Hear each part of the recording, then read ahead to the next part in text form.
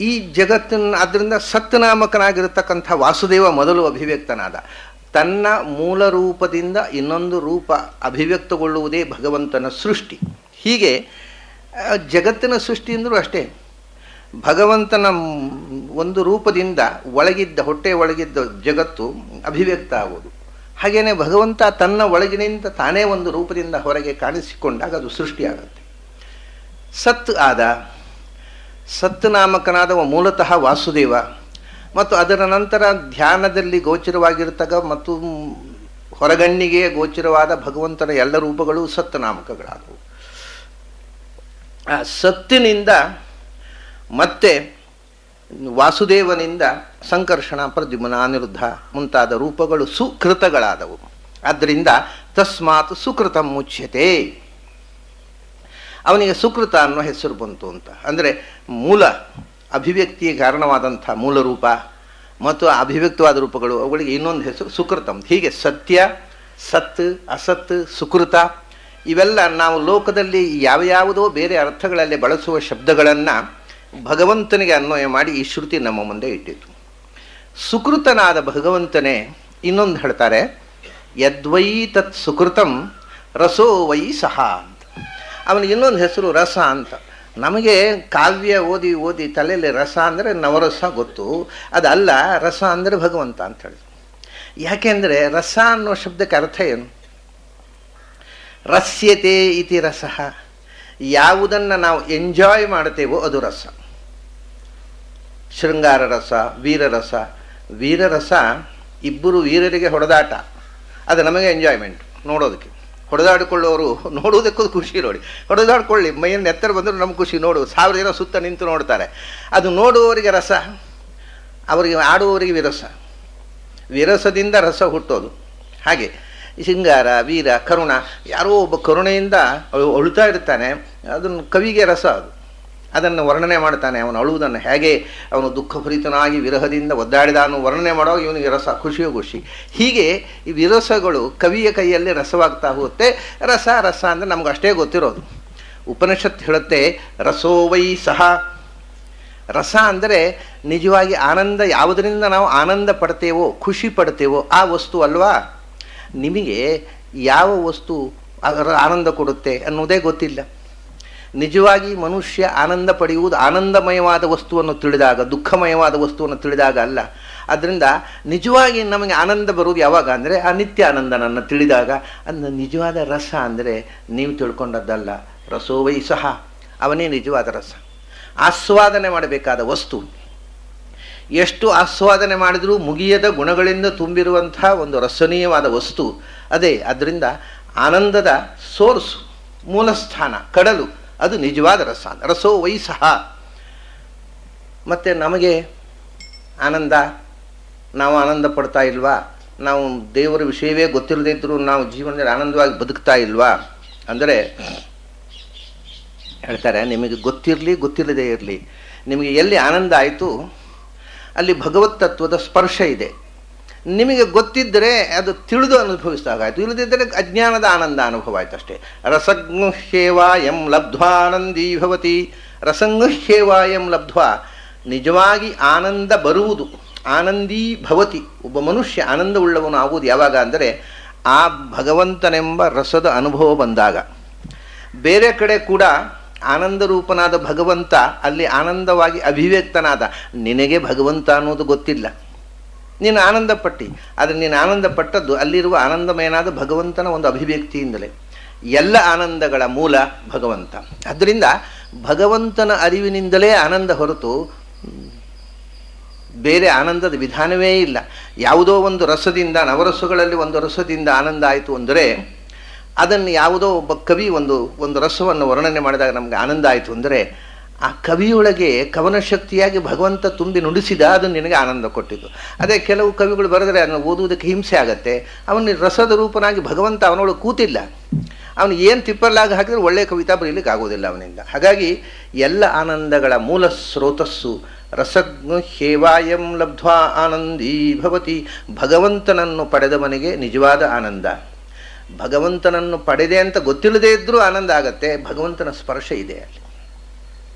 ಯಾಕೆಂದರೆ ಒಂದು ಲಾಜಿಕ್ಕನ್ನು ಶ್ರುತಿ ನಮ್ಮ ಮುಂದೆ ಇಡುತ್ತೆ. ಕೋಹ್ಯೇವಾನ್ಯಾತ್ ಕಃ ಪ್ರಾಣ್ಯಾತ್ ಯದೇಶ ಆಕಾಶ ಆನಂದೋ ನ ಸ್ಯಾತ್. ಇಲ್ಲಿ ಮತ್ತೊಂದು ಹೊಸ ಹೆಸರು ಕೊಟ್ಟರು.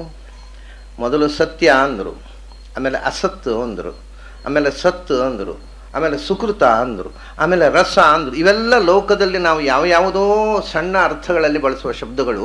ಅದನ್ನು ಭಗವಂತರಲ್ಲಿ ಅನ್ವಯ ಮಾಡಿ ಈಗ ಹೇಳ್ತಾರೆ ಆಕಾಶ.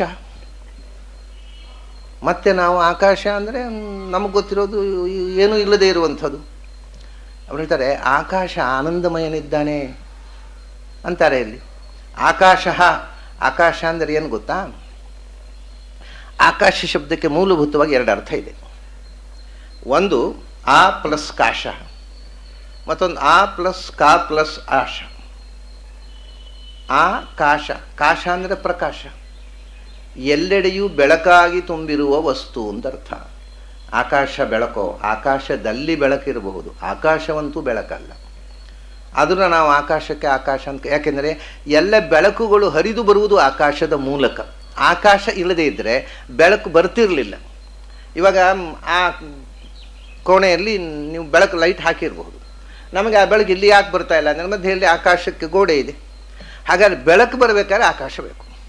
ಅದನ್ನ ಆಕಾಶ ಬೆಳಕಲ್ಲ, ಆಕಾಶದಲ್ಲಿ ಬೆಳಕು ಬರುತ್ತೆ ಅನ್ನೋದಕ್ಕೋಸ್ಕರ ಆಕಾಶವನ್ನು ಆಕಾಶ ಅಂತ ಕರೆದೆವು. ಈ ಒಂದೊಂದು ಶಬ್ದವನ್ನು ನಾವು ಯಾಕೆ ಆ ವಸ್ತುವಿಗೆ ಆ ಶಬ್ದವನ್ನು ಬಳಸ್ತೇವೆ ಅನ್ನೋದನ್ನು ತಿಳಿಬೇಕಾಗಿದ್ದರೆ ಅದರ ಎಟಿಮಾಲಜಿ ಗೊತ್ತಿರಬೇಕು.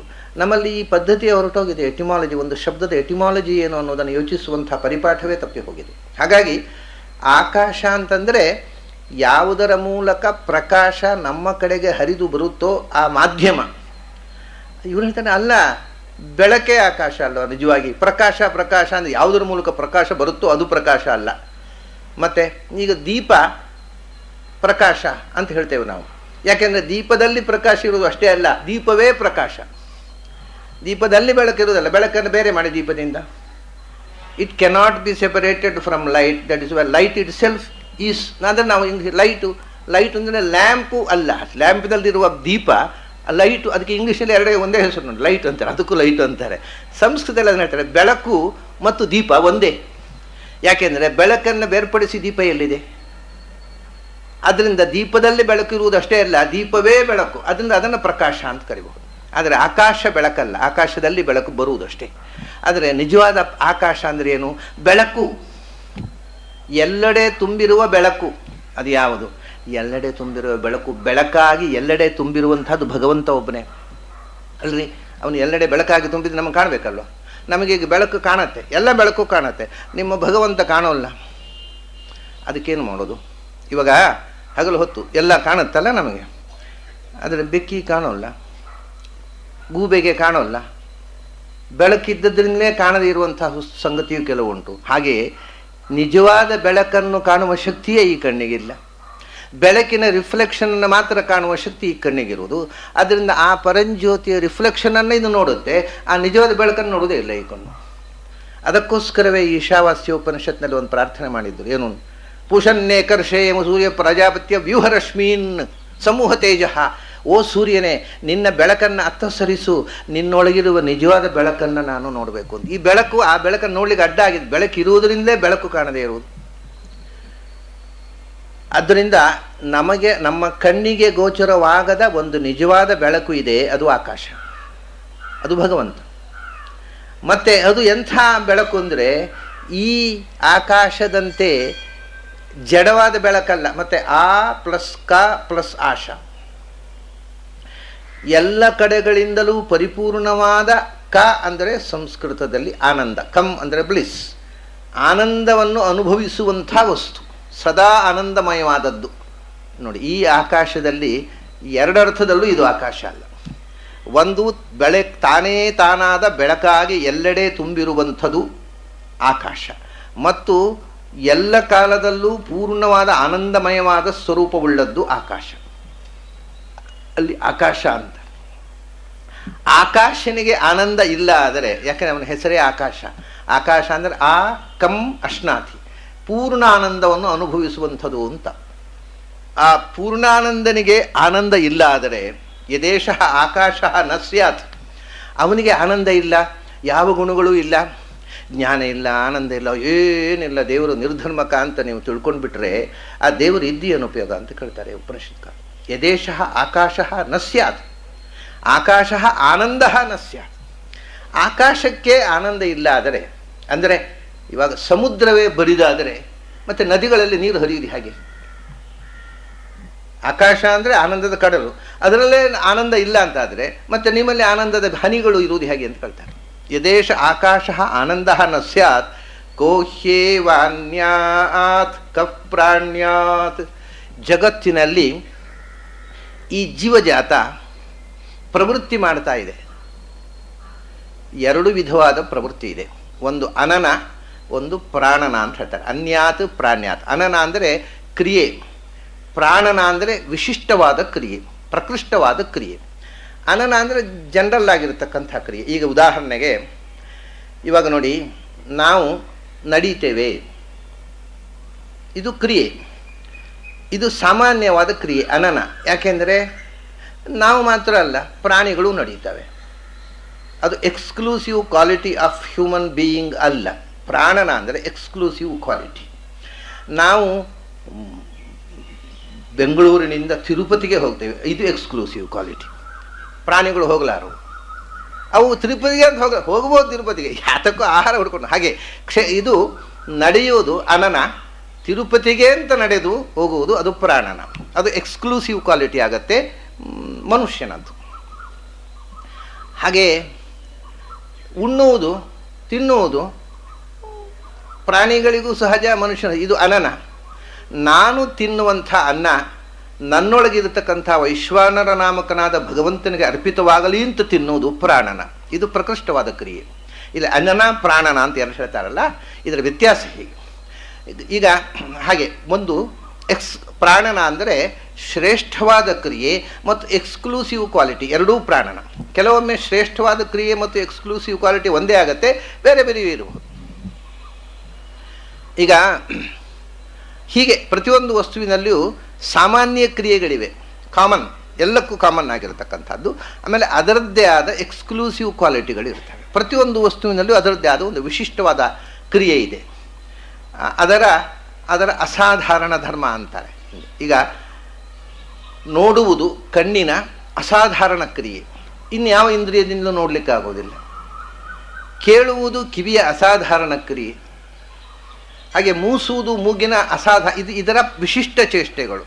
ಚೇಷ್ಟ ಅಂತಂದರೆ ಕನ್ನಡದಲ್ಲಿ ನಾವು ಚೇಷ್ಟೆ ಅಂದರೆ ತಪ್ಪರ್ಥ. ಚೇಷ್ಟ ಅಂದರೆ ಆ್ಯಕ್ಷನ್ ಅಂತ ಇಷ್ಟೇ ಅರ್ಥ. ವಿಶಿಷ್ಟ ಚೇಷ್ಟೆ, ಕ್ರಿಯೆ. ಅದರಿಂದ ಇವು ವಿಶಿಷ್ಟ ಪ್ರಾಣನಗಳು. ಅದನ್ನೇ ಅವುಗಳಿಗೆ ಪ್ರಾಣಾಹ ಅಂತ ಹೆಸರು. ಇಂದ್ರಿಯಗಳಿಗೆ ಸಂಸ್ಕೃತದಲ್ಲಿ ಪ್ರಾಣಗಳು ಅಂತಾರೆ. ಕಣ್ಣು ಒಂದು ಪ್ರಾಣ, ಕಿವಿಯೊಂದು ಪ್ರಾಣ. ಅವು ವಿಶಿಷ್ಟವಾದ ಕ್ರಿಯೆಗಳನ್ನು ಮಾಡ್ತವೆ. ಅವುಗಳಿಗೊಂದು ಎಕ್ಸ್ಕ್ಲೂಸಿವ್ ಕ್ವಾಲಿಟಿ ಇದೆ. ಬೇರೆ ಇಂದ್ರಿಯಗಳು ಮಾಡೋದನ್ನು ಒಂದೊಂದು ಇಂದ್ರಿಯವೂ ಮಾಡುತ್ತೆ. ಈಗ ನೋಡುವುದು ಕಣ್ಣಿನ ಇದು ಒಂದು ಕ್ರಿಯೆ. ಇದು ಕಣ್ಣಿನ ಅಸಾಧಾರಣ ಕ್ರಿಯೆ, ಮನುಷ್ಯನ ಸಾಧಾರಣ ಕ್ರಿಯೆ. ನೋಡುವುದು ಮನುಷ್ಯನು ನೋಡ್ತಾನೆ, ಪಕ್ಷಿಯು ನೋಡ್ತಾನೆ, ಪ್ರಾಣಿಗಳು ನೋಡ್ತವೆ. ಇದು ಸಾಧಾರಣ ಕ್ರಿಯೆ. ಆದರೆ ಶಾಸ್ತ್ರಗ್ರಂಥಗಳನ್ನು ನೋಡುವುದು ಮನುಷ್ಯನ ಎಕ್ಸ್ಕ್ಲೂಸಿವ್, ಇದು ಪ್ರಾಣನ. ಹಾಗೆ ಕೇಳುವುದು, ಸದ್ದನ್ನು ಕೇಳುವುದು ಎಲ್ಲ ಪ್ರಾಣಿಗಳಿಗೂ ಸಾಮಾನ್ಯ.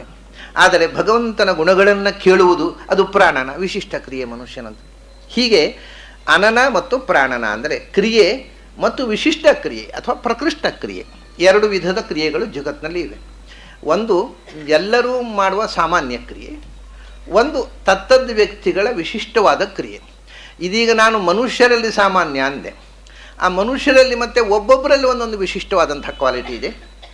ಎಲ್ಲ ಮನುಷ್ಯರು ಒಂದೇ ಥರ ಅಲ್ಲ. ಈ ಒಂದೇ ಥರದ ಎರಡು ವಸ್ತು ಈ ಪ್ರಪಂಚದಲ್ಲಿ ಇಲ್ಲ. ಯಾವುದು ಒಂದೇ ಥರವಾದ ಎರಡು ವಸ್ತು, 100ಕ್ಕೆ 100ರಷ್ಟು ಸಿಮಿಲರ್ ಆದ no two things are here in this world. ಮತ್ತು ಒಂದಕ್ಕೂ ವ್ಯತ್ಯಾಸ, ಈಕ್ವಾಲಿಟಿ ಅನ್ನೋದು ಇಲ್ಲವೇ ಇಲ್ಲ. No two things, not even 2 leaves of a tree are equal. ಅದು ಇಲ್ಲೇ ಇಲ್ಲ. ಎರಡು ಎಲೆ ದೂರ ನೋಡಿದ್ರೆ ಎಲ್ಲ ಒಂದೇ ಥರ ಕಾಣುತ್ತೆ, ಹತ್ತಿರ ತಂದು ಇಟ್ಟರೆ ಒಂದರ ಹಾಗೆ ಒಂದಿಲ್ಲ. ಯಾವುದೇ ಎರಡು ವಸ್ತು ಒಂದೇ ಥರದ್ದು ಪ್ರಪಂಚದಲ್ಲಿ ಇಲ್ಲ. ಒಂದೇ ಥರದ್ದೇ ಇಲ್ಲ, ಒಂದೇ ಇರುವುದು ಹೇಗೆ? ಒಂದೇ ಅನ್ನೋದು ತಪ್ಪು, ಒಂದೇ ಥರ ಅನ್ನೋದು ತಪ್ಪು. ಎಲ್ಲ ಒಂದೊಂದು ಥರ. ಇದು ಸೃಷ್ಟಿಯಲ್ಲಿ ಇರತಕ್ಕಂಥ ರೀತಿ, ನಮ್ಮ ಅನುಭವಕ್ಕೆ ಬಂದಂಥ ರೀತಿ. ಇದಕ್ಕೆ ಈ ತನಕ ಜಗತ್ತಿನಲ್ಲಿ ಅಪವಾದ ಸಿಗಲಿಲ್ಲ. ಆದ್ದರಿಂದ ಅನ್ಯಾತ್ ಅಂದರೆ ಎಲ್ಲಕ್ಕೂ ಸಮಾನವಾದ ಕ್ರಿಯೆ. ಈಗ ಬೆಳೆಯೋದು ಮರಕ್ಕೂ ಸಮಾನ, ಪ್ರಾಣಿಗೂ ಸಮಾನ, ಮನುಷ್ಯರಿಗೂ ಸಮಾನ. ಆದರೆ ಬೆಳವಣಿಗೆಯಲ್ಲಿ ವ್ಯತ್ಯಾಸ ಇಲ್ವಾ? ಒಂದು ಮೇಲಕ್ಕೆ ಬೆಳೆಯುತ್ತೆ ಮರ, ಪ್ರಾಣಿಗಳು ಅಡ್ಡಕ್ಕೆ ಬೆಳೀತವೆ, ಎತ್ತರಕ್ಕೆ ಹೋಗೋದೇ ಇಲ್ಲ. ಹಿಂಗೆ ಉದ್ದ ಮುಖ ಬಾಲ ಜಾಸ್ತಿ ಆಗ್ತಾ ಆಗಲ್ಲ, ಹೊರಿಸಾಂಟಲ್ ಲೆಂತ್ ಜಾಸ್ತಿ ಆಗ್ತಾ ಹೋಗುತ್ತೆ, ವರ್ಟಿಕಲ್ ಲೆಂತ್ ಅಲ್ಲ. ಮನುಷ್ಯ ಬೆಳೀತಾನೆ, ಅಧಪಾತ ಕೆಳಕ್ಕೆ ಹೋಗೋದು, ಅವನು ಮೇಲಕ್ಕೆ ಹೋಗೋದಲ್ಲ. ಬೆಳೀತಾ ಮಾಡಬಾರದನ್ನು ಮಾಡಿ ಕೆಳಕ್ಕೆ ಹೋಗ್ತಾ ಇರ್ತಾನೆ. ಸೊ ಇವನು ಕೆಳಕ್ಕೆ ಬೆಳೀತಾನೆ, ಅದು ಮೇಲಕ್ಕೆ ಬೆಳೆಯುತ್ತೆ, ಇದು ಅಡ್ಡಕ್ಕೆ ಬೆಳೆಯುತ್ತೆ. ಬೆಳವಣಿಗೆ ಸಮಾನ, ಆದರೆ ಅದರಲ್ಲಿ ಎಕ್ಸ್ಕ್ಲೂಸಿವ್ ಕ್ವಾಲಿಟೀಸ್ ಇದೆ. ಹೀಗೆ ಅನನ ಮತ್ತು ಪ್ರಾಣನ ಅಂತ ಜಗತ್ತಿನಲ್ಲಿ ಎರಡು, ಒಂದು ಸಾಮಾನ್ಯ ಕ್ರಿಯೆ ಮತ್ತು ಆಯಾ ವಸ್ತುವಿನ ಎಕ್ಸ್ಕ್ಲೂಸಿವ್ ಕ್ವಾಲಿಟಿ ಅಂತ ಪ್ರಾಣನ. ಈ ಜಗತ್ತಿನಲ್ಲಿ ಈ ಕ್ರಿಯೆ ಹೇಗೆ ನಡೀತಿತ್ತು? ಭಗವಂತ ಆನಂದಮಯ ಅಲ್ಲದೆ ಇದ್ದರೆ ಈ ಜಗತ್ತಿನಲ್ಲಿ ಈ ಕ್ರಿಯೆ ಹೇಗೆ ನಡೀತಿತ್ತು ಅಂತ ಪ್ರಶ್ನೆ ಅವ್ರದ್ದು. ನಮಗೆ ಎಂಥದಿದು? ಭಗವಂತ ಆನಂದಮಯ ಆಗೋದಕ್ಕೂ ನಮ್ಮ ಕ್ರಿಯೆಗೆ ಏನು ಸಂಬಂಧ? ಈ ಲಾಜಿಕ್ ಅರ್ಥ ಆಗೋದಿಲ್ಲ ಮೇಲ್ನೋಟಕ್ಕೆ. ಅವ್ರು ಹೇಳ್ತಾರೆ ಕೋಶೇವ ಅನ್ಯಾತ್, ಈ ಜಗತ್ತಿನ ಸಾಮಾನ್ಯ ಕ್ರಿಯೆಗಳನ್ನು ಯಾರು ಮಾಡಿಸ್ತಿದ್ದ? ಕಫ್ ಪ್ರಾಣ್ಯಾತ್, ಯಾರು ವಿಶಿಷ್ಟ ಕ್ರಿಯೆಗಳನ್ನು ಮಾಡ್ತಿದ್ದ? ಯಾಕೆಂದರೆ ಭಗವಂತ ಆನಂದಮಯ ಅಲ್ಲ ಅಂತ ಅಂದ್ಬಿಟ್ರೆ ಇದನ್ನೆಲ್ಲ ಹೇಗೆ ನಡೀತಿತ್ತು ಇದೆಲ್ಲ?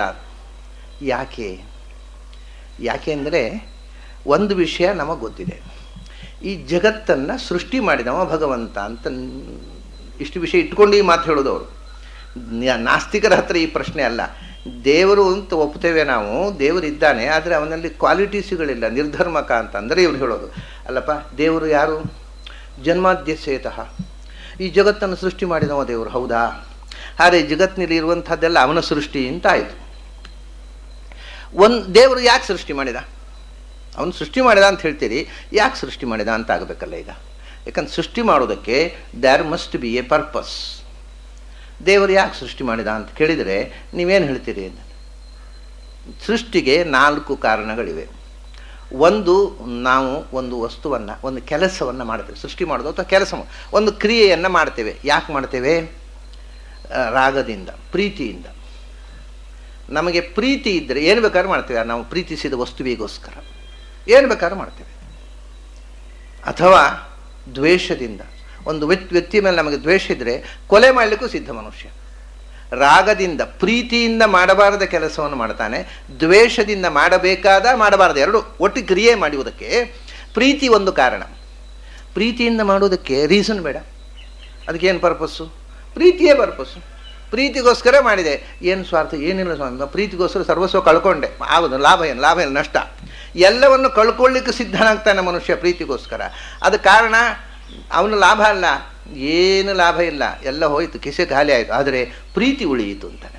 ನನ್ನ ಪ್ರೀತಿಯನ್ನು ಉಳಿಸಿಕೊಳ್ಳೋದಕ್ಕೋಸ್ಕರ ನಾನು ಎಲ್ಲವನ್ನು ಕಳ್ಕೊಂಡೆ. ಅವನಿಗೆ ಎಲ್ಲಕ್ಕಿಂತ ಪ್ರೀತಿ is more valuable to him.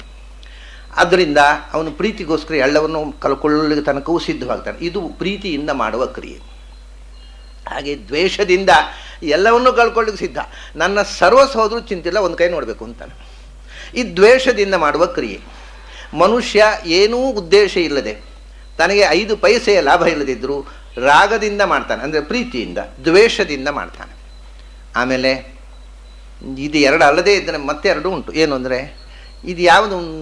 ದುಃಖೋದ್ರೇಕದಿಂದ. ತಡ್ಕೊಳ್ಳಾಗದ ದುಃಖ ಬಂದಾಗ ತಲೆ ಬಡ್ಕೊಳ್ತಾನೆ, ಎದೆ ಬಡ್ಕೊಳ್ತಾನೆ, ನೆಲದಲ್ಲಿ ಉರುಳಾಡ್ತಾನೆ, ಹೋ ಅಂತ ಕಿರಿಚ್ತಾನೆ. ಯಾಕ್ರಿ, ಏನಾಯ್ತು? ಅಯ್ಯೋ ದುರಂತ, ಅವ್ರ ಮನೇಲಿ ಯಾರೋ ಹೊರಟು ಹೋದ್ರಿ, ಅವ್ರು ಪ್ರೀತಿಸು. ದುಃಖೋದ್ರೇಕದಿಂದ ಮಾಡ್ತಾನೆ ಒಂದು ಕ್ರಿಯೆಯನ್ನು. ಅದಕ್ಕೆ ಬೇರೆ ಏನಿಲ್ಲ. ಯಾಕೆ ಮಾಡಿದ ಅಂದರೆ ನೋ ಎಕ್ಸ್ಪ್ಲನೇಷನ್. ಅವ್ನು ದುಃಖ ತಡ್ಕೊಳ್ಳಿಕ್ಕಾಗದೆ ಅದು ಔಟ್ ಬರ್ಸ್ಟ್ ಆಗೋದು ದುಃಖ. ಅದು ಓವರ್ಫ್ಲೋ ಆಫ್ ಸಾರೋ, ಇನ್ನರ್ ಸಾರೋ. ಇನ್ನು ಕೆಲವೊಮ್ಮೆ ಭಾರೀ ಖುಷಿಯಾದರೂ ತಡ್ಕೊಳ್ಳಿಕ್ಕಾಗದೆ ಮನುಷ್ಯ ಅಂತ ಕುಣಿದಾಡಿಬಿಡ್ತಾನೆ. ಕುಪ್ಪಳಿಸುವುದು. ಕುಣಿಯೋದು. ಈ ಕೆಲವರು ನಾವು ನೋಡ್ತೇವೆ ಬೀದಿಯಲ್ಲಿ, ಯಾವುದಾದ್ರೂ ಆ ಪಾರ್ಟಿ ಲೀಡರ್ ಬಂದುಬಿಟ್ರೆ ಅವು ದುಡ್ಡು ತಗೊಂಡು, ಅವು ಪಾಪ ದುಡ್ಡಿಗೋಸ್ಕರ ಕುಣಿಯೋದು ಇರಲಿ, ಅವು ಎಲ್ಲ ರಸ್ತೆಯಲ್ಲಿ ಹುಚ್ಚರ ಕುಣಿತಾವಲ್ಲ. ಅಥವಾ ಗಣೇಶ ಚೌತಿ ದಿವಸ ಕಂಠಪೂರ್ತಿ ಕುಡಿದು ಗಣಪತಿ ಮುಂದೆ ಕುಣಿತಾವಲ್ಲ, ದೇವರ ಪ್ರೀತಿ ಆಗಲಿ ಅಂತ. ಈ ಕುಣಿತಕ್ಕೆ ಏನು ಕಾರಣ ಅಂದರೆ, ಏನು ಕಾರಣ ಇಲ್ಲ, ಖುಷಿಯಾಯಿತು ಅಂತ ಕುಣಿದು ರಸ್ತೆಯಲ್ಲಿ ಕುಣಿತಾವೆ. ಯಾಕೆಂದರೆ ಖುಷಿ, ನಮ್ಮ ಖುಷಿಯನ್ನು ತೋರಿಸೋದು ಹೇಗೆ ಸ್ವಾಮಿ? ಅದು ಕುಣಿದೆವು. ಹಾಗಾದರೆ ದೇರ್ ಆರ್ 4 ರೀಸನ್ಸ್.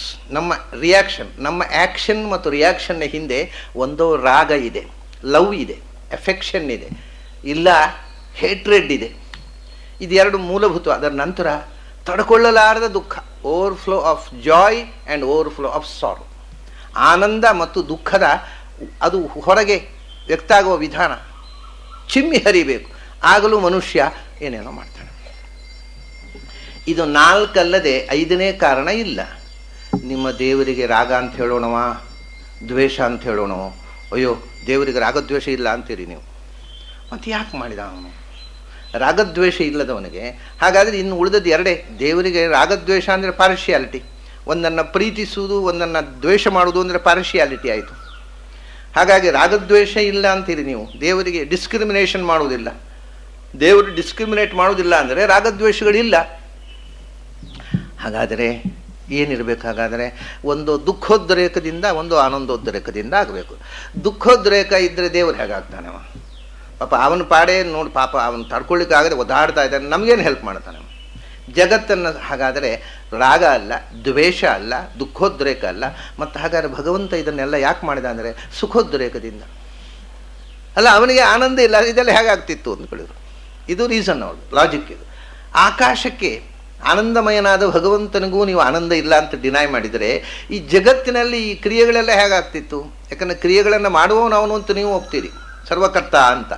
ಕ್ರಿಯೆ ಮಾಡಬೇಕಾಗಿದ್ದರೆ ಒಂದೋ ದುಃಖ ಒಂದೋ ಸುಖ ಎರಡಾದ್ರು ಇರಬೇಕು. ಯಾವುದು ಇಲ್ಲದೆ ಆಗೋದೇ ಇಲ್ಲ ಕ್ರಿಯೆ. ಒಂದೋ ರಾಗ, ಒಂದೋ ದ್ವೇಷ, ಒಂದೋ ದುಃಖ, ಒಂದೋ ಸುಖ. ಹಾಗಾಗಿ ನೀವು ರಾಗ ಇಲ್ಲ, ದ್ವೇಷ ಇಲ್ಲ, ದುಃಖ ಇಲ್ಲ ಅಂದಾಗ ಅವನು ಆನಂದಮಯ ಆಗಿರಲೇಬೇಕು. This is overflow of his inner joy, inner bliss. ಒಳಗೆ ಚಿಮ್ಮಿ ಹರಿಯುವ ಆ ಆನಂದದ ಅಭಿವ್ಯಕ್ತಿಯೇ ಈ ಸೃಷ್ಟಿ. ಮಕ್ಕಳು ಆನಂದವಾಗಿ ಮಣ್ಣಿನಲ್ಲಿ ಮನೆ ಕಟ್ಟುವುದು, ಕುಣಿಯೋದು, ಹಾಡೋದು, ಹಾಡ್ತಾ ಇರ್ತಾರೆ. ಸಮುದ್ರ ತೀರದಲ್ಲಿ ಹೋಗಿ ಮಣ್ಣನ್ನು ಎತ್ತಿ ಮನೆ ಮಾಡ್ತಾರೆ. ಆಮೇಲೆ ಆ ಮಣ್ಣಿನಿಂದ ಮನೆ ಕಟ್ಟುವಾಗಲೂ ಆನಂದ ಅವರಿಗೆ. ಆಮೇಲೆ ಆ ಕಟ್ಟಿದ ಮನೆಯನ್ನು ಕೆಡವಿ ಬಿಡ್ತಾರೆ ಕೈಯಲ್ಲಿ ಚೆಲ್ಲಿ, ಅದ್ರ ಮೇಲೆ ಕುಣಿದು ಕುಪ್ಪಳ್ತಾರೆ, ಆಹಾ ಮನೆ ಬಿತ್ತು, ಮನೆಯನ್ನು ಒಡೆದು ಬಿಟ್ಟೆ.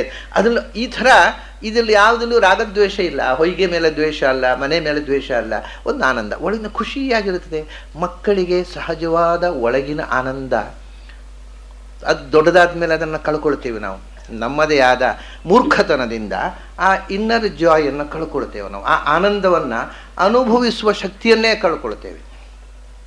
ಬೇಡವಾದಂಥ ಚಿಂತನೆಗಳು, ಬೇಡವಾದಂಥ ಲಾಜಿಕ್ಕುಗಳು, ಏನೇನೋ ತಲೆಹರಟೆಗಳಿಂದಾಗಿ ನಿಜವಾದ ಆನಂದದಿಂದ ವಂಚಿತರಾಗ್ತೇವೆ ನಾವು. ಇಲ್ಲಿ ತನಕ ಕಡೆ ಒಮ್ಮೆ ಈಗೋ ಯಾರೋ ಒಬ್ಬರು ಒಂದು ಒಳ್ಳೆ ಹಾಸ್ಯದ ಒಂದು ನಟನೆ ಮಾಡ್ತಾರೆ. ಆವಾಗಲೂ ನಾವು ಗಂಭೀರವಾಗಿ ಕೂತು, ಯಾಕೆಂದರೆ ಅದನ್ನ ನೋಡಿ ನೆಗಾಡಿದ್ರೆ ನನ್ನ ಸ್ಟೇಟಸ್ಸಿ ಕಮ್ಮಿ ಆಗುತ್ತೆ. ಆದರೆ ನಗುವುದನ್ನೇ ದೊಡ್ಡದಾಗ್ತಾ ಮರಿತಾ ಇರ್ತೇವೆ ನಾವು. ಒಂದು ಯಾವುದೇ ವಿಷಯಕ್ಕೂ ನಗ್ತಾ ಇದ್ದರೆ ಆ ನಗುವಿನಲ್ಲಿ ಅವನ ಒಳಗಿನ ಆನಂದ ಹೊರಕ್ಕೆ ಎಕ್ಸ್ಪ್ರೆಸ್ ಆಗುತ್ತೆ. ನಕ್ಕು ಬಿಟ್ಟರೆ ಆಚೆ ಈಚೆಯವರೆಲ್ಲ ಇವನು ಸಣ್ಣ ಮನುಷ್ಯ ಅಂತ ತಿಳ್ಕೊಳ್ತಾನೆ ಅಂತ ಇವನು ಮುಖ ಸಿಂಡರಿಸ್ಕೊಂಡು ಕೂತ್ಬಿಡ್ತಾನೆ. ಹೀಗೆ ಆನಂದದ ಅನುಭವದಿಂದ ವಂಚಿತನಾಗ್ತಾನೆ ಮನುಷ್ಯ ದೊಡ್ಡವನಾದ ಹಾಗೆ. ಅಂದ್ರೆ ಆನಂದ ಅನ್ನೋದು ಚಿಕ್ಕ ಮಕ್ಕಳಲ್ಲಿ ಬಹಳ ಸಹಜವಾಗಿರುತ್ತೆ. ಅವರಿಗೆ ಆನಂದವನ್ನು ಎಕ್ಸ್ಪ್ರೆಸ್ ಮಾಡಬಾರ್ದು ಅನ್ನುವ ಸಿವಿಕ್ ಸೆನ್ಸು ಇಲ್ಲ. ಅದು ದೊಡ್ಡವರಾದ ಆನಂದವನ್ನು ಎಕ್ಸ್ಪ್ರೆಸ್ ಮಾಡಬಾರ್ದು, ಎಲ್ಲವನ್ನು ನುಂಗಿಕೊಂಡು ಗಂಭೀರವಾಗಿ ಕೂಡಬೇಕು ಅನ್ನುವಂಥದ್ದು ಮೂರ್ಖ ಪ್ರಜ್ಞೆ ಬರುವುದು ದೊಡ್ಡದಾದ ಮೇಲೆ. ಇಲ್ಲದಿದ್ದರೆ ಅವನಿಗೆ ಏನಾದರೂ ಕೂಡ ಅದನ್ನು ಅಭಿವ್ಯಕ್ತ ಮಾಡ್ತಾ ಇರ್ತಾನೆ.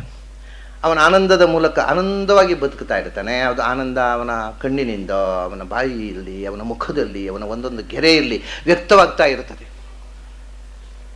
ಅದನ್ನು ಮುಚ್ಚಿಡಲಿಕ್ಕೆ ಪ್ರಯತ್ನ ಮಾಡುವಂಥ ಅವಶ್ಯಕತೆ ಇಲ್ಲ. ನಾನು ಹೇಳಬೇಕಾಗಿಲ್ಲ ನನಗೆ ಆನಂದವಾಗಿದೆ ಅಂತ. ನೋಡಿ, ನನ್ನ ಮುಖ ನೋಡಿದಾಗ ಏನ್ರಿ ಭಾಳ ಖುಷಿಯಾಗಿದ್ದೀರಿ ಇವತ್ತು ಅಂತೀವಿ. ಯಾಕೆ? ನಿಮ್ಮ ಮುಖ ನೋಡಿದಾಗ ಗೊತ್ತಾಗತ್ತೆ. ಅವನ ಮುಖದಲ್ಲಿ ಮುಚ್ಚಿಡ್ಲಿಕ್ಕೆ ಆಗೋದಿಲ್ಲ. ಇಲ್ಲದಿದ್ದರೆ ಏನೋ ಸಪ್ಪೆ ಮೊರೆ ಹಾಕ್ಕೊಂಡಿದ್ದೀರಿ, ಏನು ಕಥೆ ಅಂತೇವೆ. ಅದು ಮುಖದಲ್ಲಿ ಆನಂದ ಅಥವಾ ದುಃಖವನ್ನು ಮುಚ್ಚಿಡ್ಲಿಕ್ಕೆ ಆಗೋದಿಲ್ಲ. ನಾವು ಗಂಭೀರವಾಗಿ ಎಷ್ಟು ಆ್ಯಕ್ಟ್ ಮಾಡಿದರೂ ನಮ್ಮ ಮುಖ ಅದನ್ನು ಎಕ್ಸ್ಪ್ರೆಸ್ ಮಾಡಿಬಿಡುತ್ತೆ. ಹಾಗಾಗಿ ಸಹಜವಾದಂಥ ಒಳಗಿರತಕ್ಕಂಥ ಆನಂದ, ಭಗವಂತನು ಈ ಜಗತ್ತನ್ನು ಮಾಡಲಿಕ್ಕೆ ಏನಾದರೂ ಕಾರಣ ಇದ್ದರೆ ಅದು ನಿಜವಾದ ಓವರ್ಫ್ಲೋ ಆಫ್ ಇನ್ನರ್ ಬ್ಲಿಸ್, ಹೊರತು ಇನ್ನೇನೂ ಇಲ್ಲ. ಅವನಿಗೆ ಆನಂದ ಇಲ್ಲ ಅಂತಾದರೆ ಓವರ್ಫ್ಲೋ ಆಗುವುದು ಎಲ್ಲಿಂದ? ಒಳಗೆ ಇಲ್ಲದ್ದು ಹೊರಗೆ ಬರೋದು ಎಲ್ಲಿಗೆ? ಸೃಷ್ಟಿಯಾಗುವುದು ಹಾಗೆ.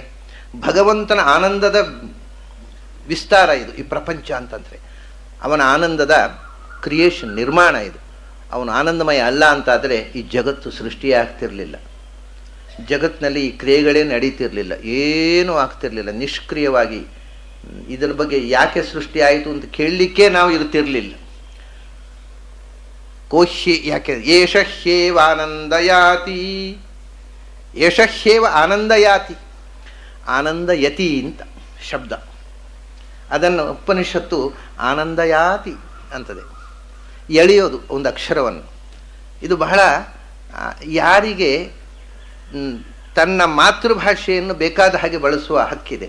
ನಾವು ಕಲಿತ ಭಾಷೆಯಲ್ಲಿ ಹಾಗೆಲ್ಲ ಮಾತಾಡಲಿಕ್ಕೆ ಇಲ್ಲಿ ತಪ್ಪು ಅಂತ ಹೇಳ್ಬಿಡ್ತಾರೋ.